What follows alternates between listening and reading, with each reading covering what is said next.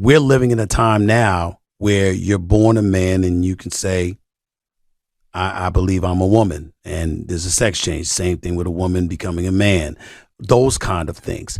How does that fall into, because that doesn't fall under quote unquote religious beliefs. Some would say to some degree it falls under science because it involves medicine in terms of the injection of hormones and things of that nature to alter your body physically. I'm a person that openly admits I don't know what to say. I don't even know how to ask the question in this day and age, Neil. That's how confusing it is to somebody like me. What is it to you, who seems to understand a hell of a lot more than most humans? Was that because you an old, unwoke? I'm trying to be woke. That's the sad part about it. I'm trying to be understanding. I'm trying to be understanding. My daughter said to me, Dad, get with the times. I mean, this is the kind of stuff that happens, Dad. You got to be embracing and receptive to all things. I'm like, okay. Let me agree. Let me throw you a lifeline here and say, I don't think we will ever be as woke as the next generation. So let me just put that out there. Thank you so much for letting me know. No matter how hard we try. Let me know that. Thank you so much. Okay.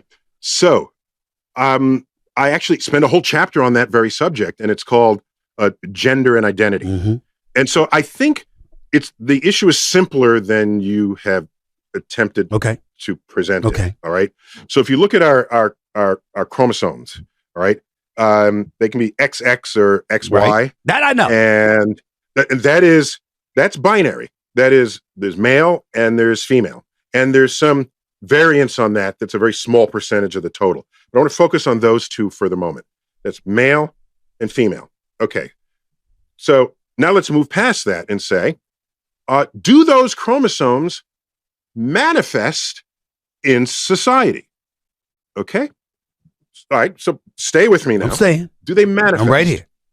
So now I did this experiment. I was on the New York City subway. It was in the winter. Everyone has a big coat on. And so I'm just looking at heads sticking out of the winter coats. And I said, why do I know who's male and who's female as I go down the line? This was just a simple question I asked myself. And I say, well, these 6 people are female. Those 4 are male. Why am I sure of that? I was sure of it because what I was queuing on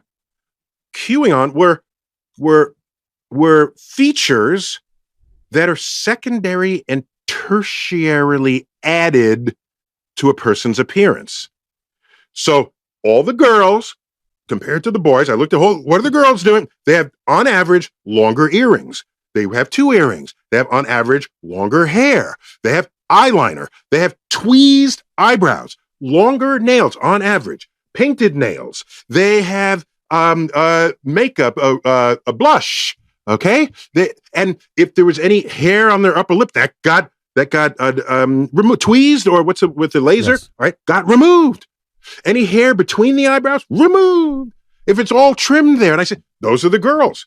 What are they wearing? They're wearing girls' clothes.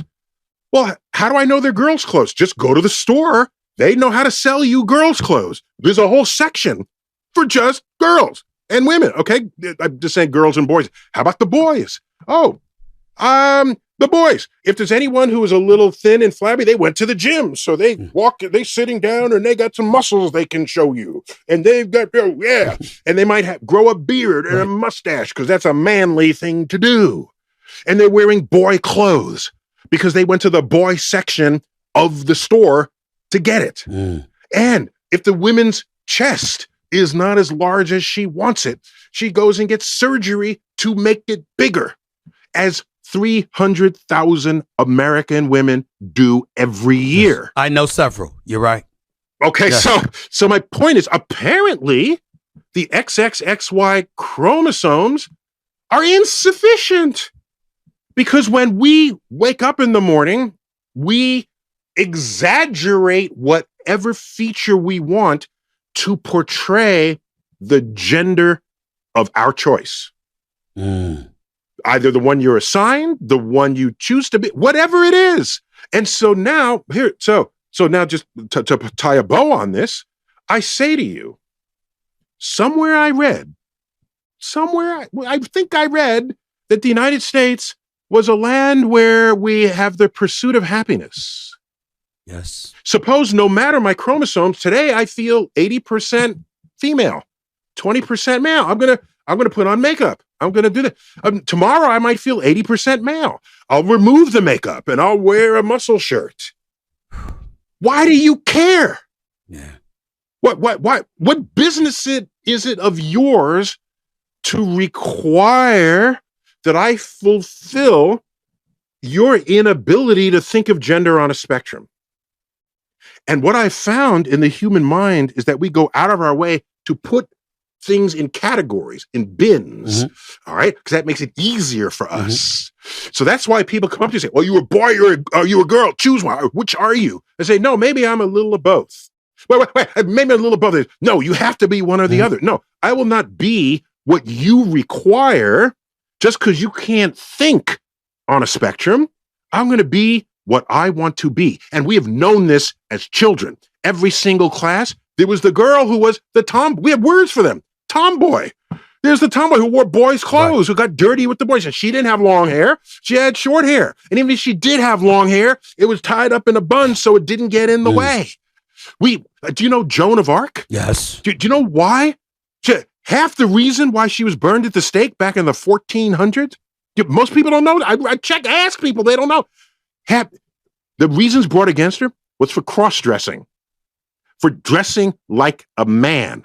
Now, if she's going to lead soldiers into battle on a horse, you can't do that in a skirt riding side saddle, okay? So, of course, she's going to wear pants, all right? But here's a very early example of someone who didn't fit a gender category held by others.